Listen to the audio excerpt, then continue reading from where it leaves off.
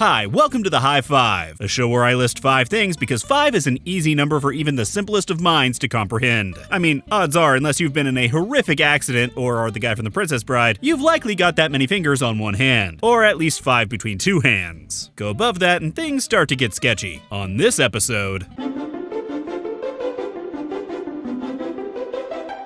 I believe I've talked enough about why I love Elder Scrolls Online and love it more and more every time I log in. But most people, last time I checked, are not me, which is deeply saddening. For everyone not me, there's nostalgia. Recently, Elder Scrolls Online announced a new Morrowind-themed expansion. You may remember Morrowind as the reason you nearly flunked out of school in the early 2000s. And now Elder Scrolls Online is hoping to lure you in based on those fond memories of shattered dreams. But don't worry, should this happen to you, I have a few tips to help you start off in Elder Scrolls Online that you might not have known unless I otherwise told you.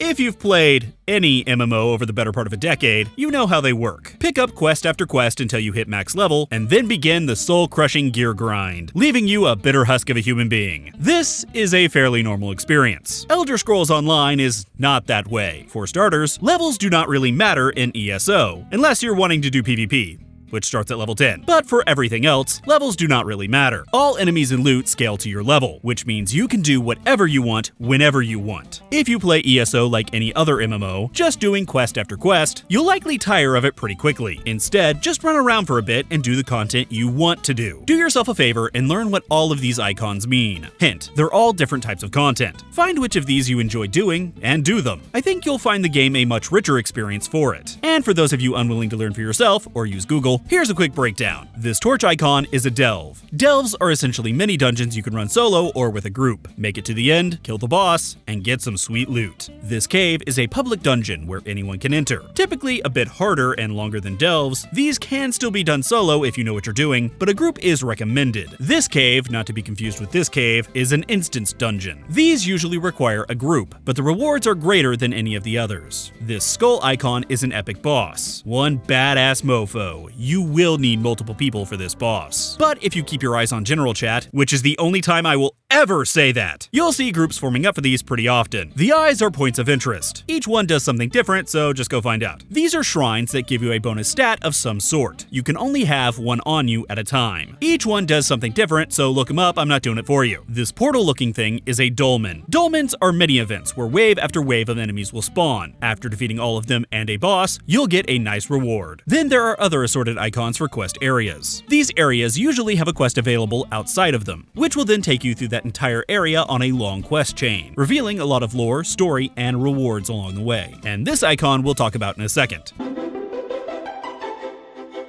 That second is up. This icon on the map that we didn't talk about is a way shrine. Way shrines act as an easy way to get around this large world. And starting off, it may be tempting just to open your map, click on one of these bad boys, and teleport away. But don't. Always read the fine print, which states that doing so costs money, which over time really adds up. Instead, physically move to a way shrine, click on it, and then you can teleport around for free. This will help you save up some precious gold for my next point. Buy a mount. You will want one because even with way shrines, making your way around will be slow without some kind of large animal between your legs. Could have phrased that better. Also, speaking to a stable master every 20 hours or so will allow you to level up one of 3 attributes for your mount: speed, carrying capacity, and stamina. This doesn't cost much, it's more that you just have to remember to do it, which, let's face it, is kind of a pain in the ass. Who wants to remember things, am I right? That's why amnesia is so damn popular. Unlike most MMOs, classes in ESO are fluid. Yes, you will choose a class at the beginning of the game, but you can use any weapons or armor that you want, and each class can pretty much do anything. Some are more adept at certain roles than others, but in a pinch you'll do. Huh, I'm pretty sure that was my wife's wedding vows.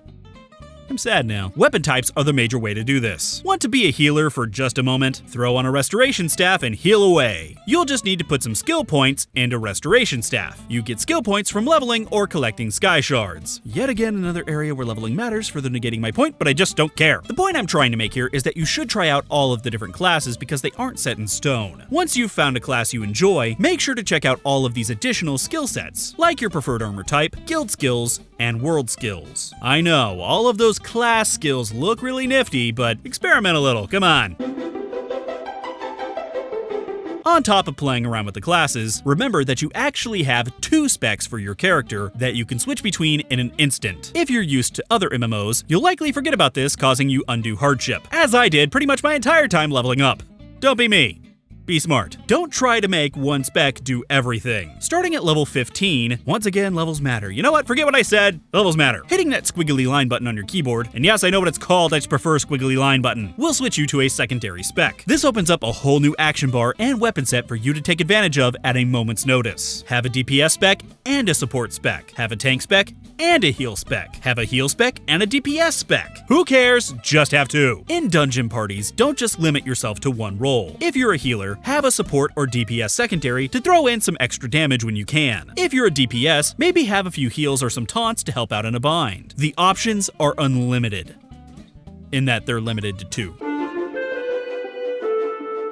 Yes, this may sound like a bad mandatory Saturday night at that crappy retail job you have, but in ESO, it's pretty damn important. The world of Tamriel is packed full of items to pick up. You can open up crates and get stuff. You can open up barrels and get stuff. Weapon racks, tables, chests. You can loot them. And that's not mentioning regular loot and crafting materials. All of this will quickly overtake your limited inventory space. It's smart to figure out exactly what equipment you'll need for your character, for your crafting profession. P.S. Add an extra tip in here, get a crafting profession, and anything else that you may be looking for. Now, you can buy added inventory space from certain vendors, but they will cost you more each time you increase it. You can also add more carrying capacity for your mount. However, you can only do this one at a time on a 20-hour cooldown. So it's still smart to make use of the space wisely.